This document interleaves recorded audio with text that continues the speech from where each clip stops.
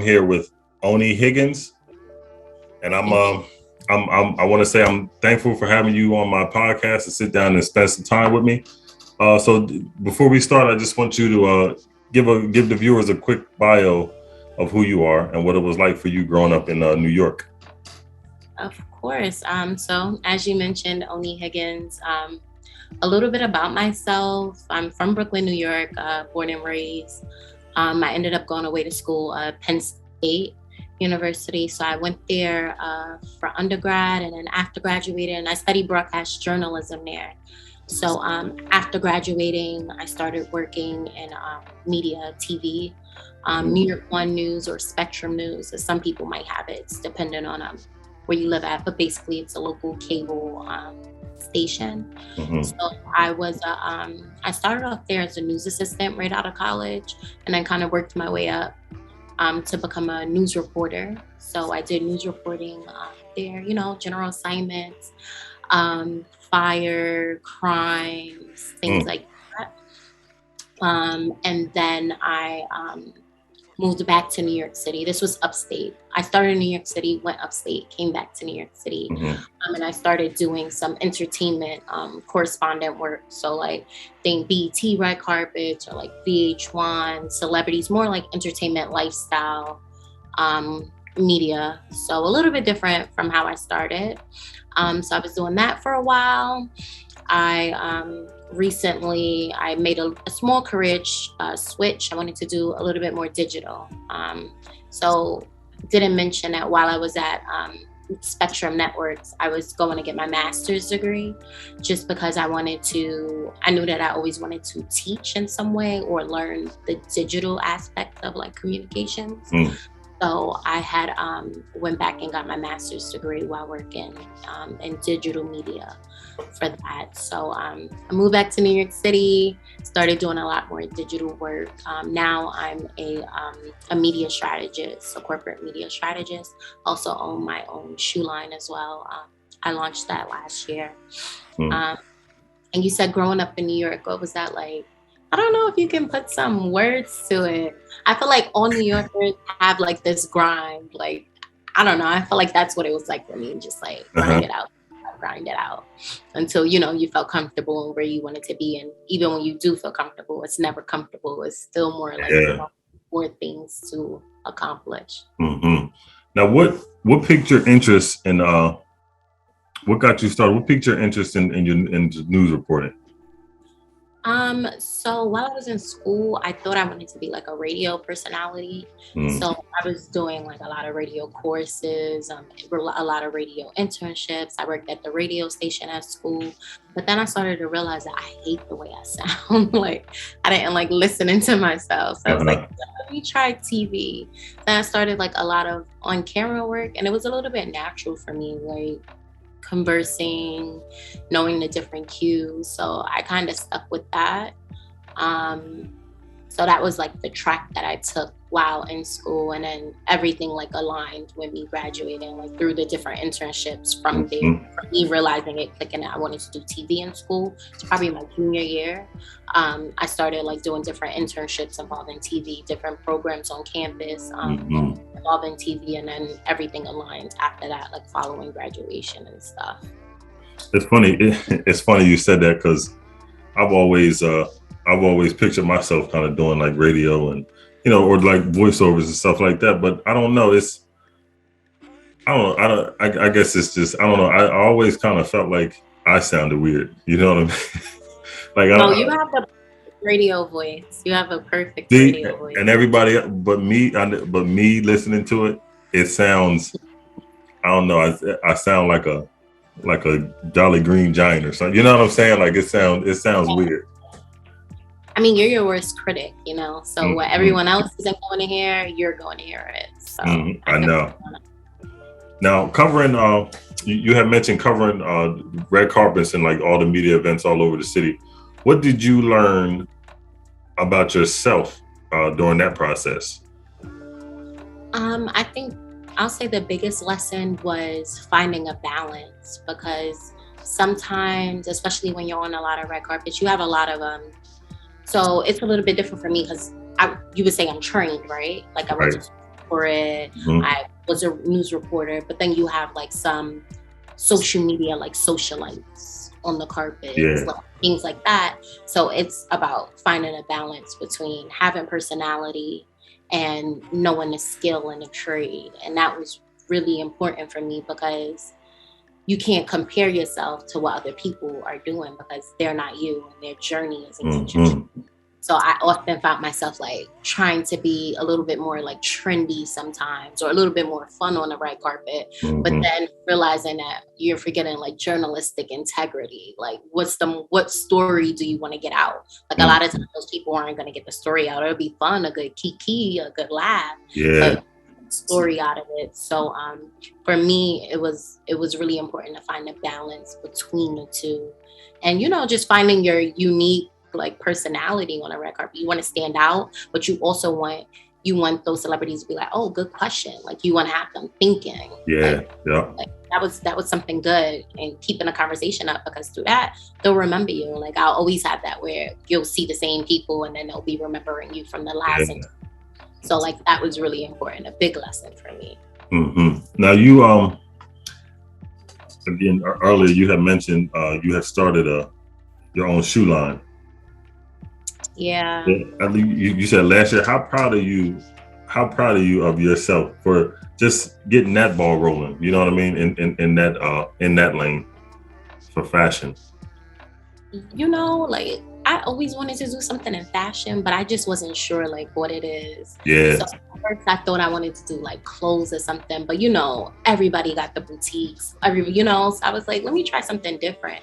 But it's funny that I chose shoes because over time, like I've always worn heels, high school, college, like I'm always a girl on campus dressed to the T, got the heel on, running the class, but I never thought about like designing my own shoe, right? So during COVID, it really gave us a chance to reset and take a step back and really put time into things that we actually wanted to do. So it was like, that was a perfect opportunity for me to like really get on it, even though I had no clue like COVID was going to happen. So I took like 2020 to really start building the foundation for it. So finding manufacturers, reaching out, developing business plans, things like that. So that 2021 was like, okay, we can launch.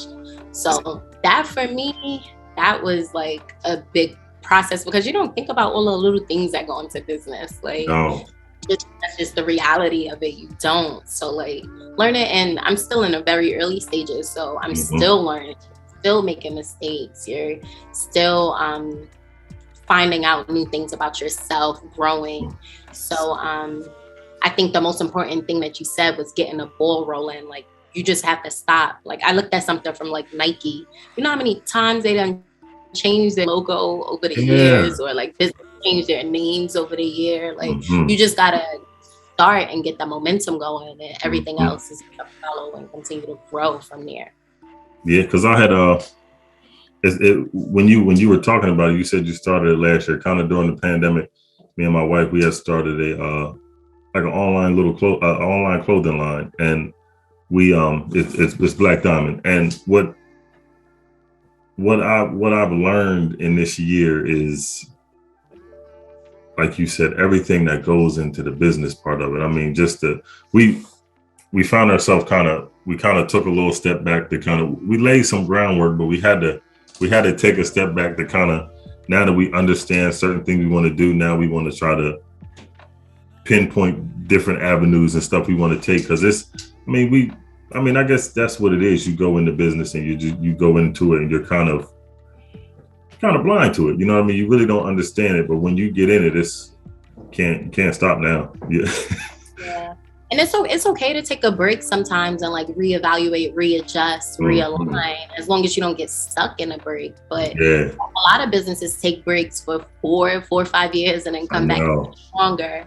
So not like discouraging anyone if they don't want to take a break, but it's definitely a lot of work. I will say that, especially if you work in a 9 to 5 where you got another gig going on, then after 5 you got to come home, pack orders, run into the post. It could be a lot, definitely. What's your what are some of the goals for you in the near future with your shoe line? Eventually, I want to have a store location somewhere warm where shoes can be worn all year round. But with that store location, I want it to also be a manufacturing site, like have an on-site manufacturer, so that I don't have to like communicate with people in China to make the shoes, ship them. I want it to be like in-house manufacturing. I want it to be a warehouse. And then I also want to create programs where like I give backs for young youth, underprivileged, who can't afford it to have prom shoes or graduation shoes, like creating community programs like that. Now, what is some positive advice that you can give young women who are ready to follow their dreams? Positive advice. I would say keep going. Don't get discouraged. Like, you're gonna hear 1,000 no's before you get one yes, but all you need is that one yes to get the momentum going. And once you get that momentum going, there's always going to be little things that blindside you or that might make you feel discouraged, but those things are small things to a giant. Like, keep growing, always be teachable. You can always grow, you can always learn, be learnable, and learn the skills of everyone around you, because that makes you an asset. And that's what you want to be. You want to be an asset so that they can't get rid of you. They need you. They have to rely on you. So learn the skills, have multiple skills, but just don't get discouraged. Stay the course. And where can they reach you on social media? Yeah, Instagram, Oni Higgins TV. LinkedIn is also Oni Higgins.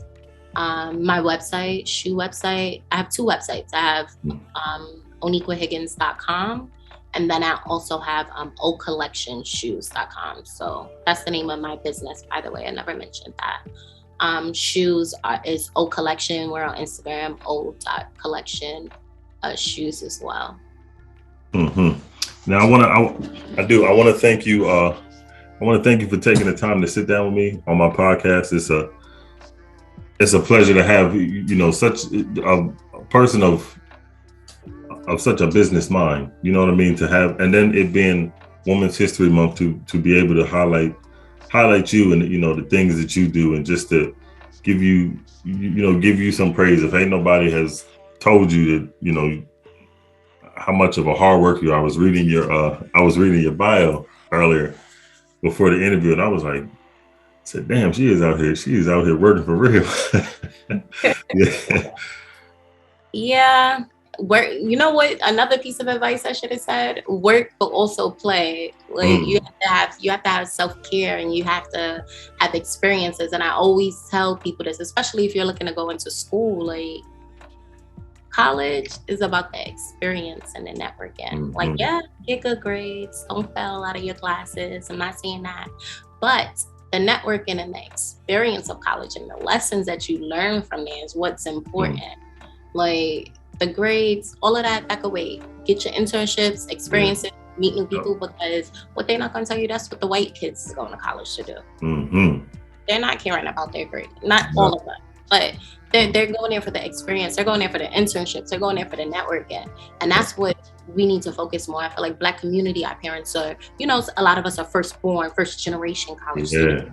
So you want to get those good grades, but it's more to college than the good grades. Definitely networking, because I can tell you every single job I've gotten was from college. Knowing someone from college just put me on every single opportunity. So that's another piece of advice I meant to say.